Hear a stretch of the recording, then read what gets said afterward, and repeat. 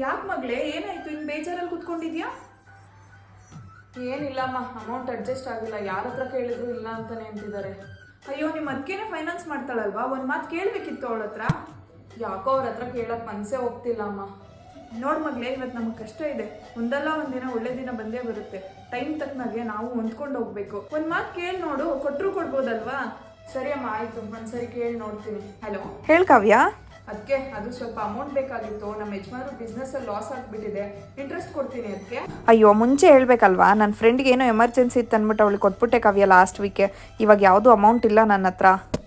ಹೌದಾ, ಸರಿ, ಪರವಾಗಿಲ್ಲ. ಅದಕ್ಕೆ ನಮ್ಗೆ ಅಮೌಂಟ್ ಸ್ವಲ್ಪ ಅರ್ಜೆಂಟ್ ಇದೆ. ನಮ್ಮ ಯಜಮಾನ್ರದ್ದು 1 ಎಕರೆ ಹೊಲ ಇದೆ, ಅದನ್ನೇ ಮಾರ್ಬಿಡ್ತೀವಿ. ಯಾರಾದರೂ ತಗೊಳ್ಳೋರಿದ್ರೆ ಹೇಳಿ. ಅದಕ್ಕೆ ಎಷ್ಟು ಕೊಡ್ತೀಯ ಹೇಳು ಕಾವ್ಯ, ನಾನೇ ತಗೊಂತೀನಿ.